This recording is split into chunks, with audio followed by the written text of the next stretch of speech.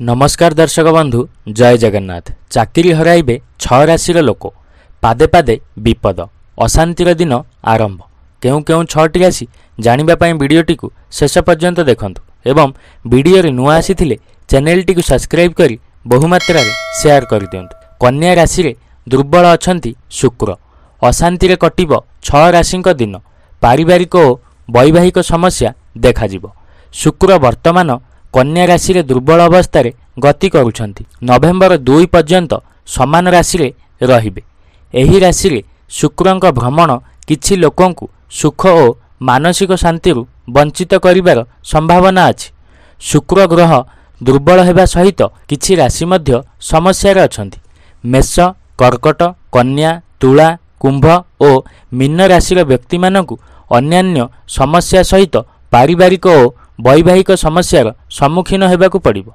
एही राशि रे लोक माने ललिता सहस्र नाम स्तोत्र किंबा दुर्गाष्टक पाठ करिबा द्वारा शुक्र ग्रहर अनुकूल और अप्रत्याशित शुभ फल मिलिबो बोली कुहा जाय।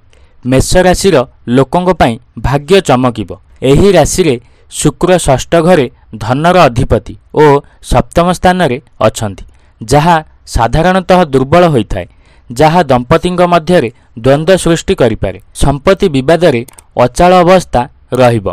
कुहा जाइथिबा कोनोसी कथा भूल बुझामणा सृष्टि करिबो। प्रिय संपर्कीय और बंधु दूर को चली जिबे। कर्कट राशि तृतीय घरे शुक्रर गमन वैवाहिक समस्या सृष्टि करे। दंपतिंक मध्यरे भूल बुझामणा और मतभेद हेबार संभावना थाए। एहा अस्थायी विच्छेद मध्य सृष्टि करे। भाई भौणीक सहित आर्थिक और संपत्ति समस्या देखा देई पारे। एही राशि रे जन्मित व्यक्ति माने बृहस्पतिंक गमनर बहुत शुभ फल पाइबे।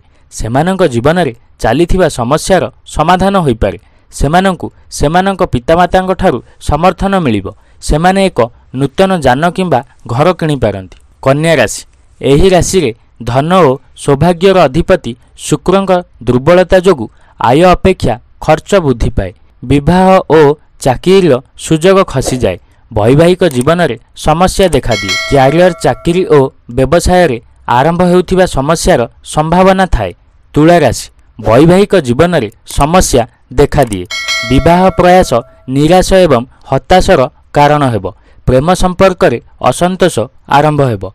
कुंभ राशि कार्य क्षेत्र रे आपणकर प्रतिष्ठा एवं गुरुत्व ह्रास पाए। आर्थिक समस्या उपजिबो। सुख आनंद एवं मानसिक शांति ह्रास पाइब। चिकित्सा खर्च वृद्धि पाइब।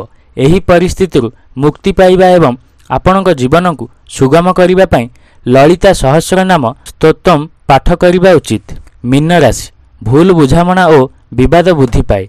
पारिवारिक जीवन अराजक होई जाए। स्वास्थ्य समस्यार संभावना मध्य रही थाए। कामर चाप रहिबो और हैरान हेबे। आगको एभली वीडियो देखिबा पई आम चैनल टी को सब्सक्राइब कर दियंतु।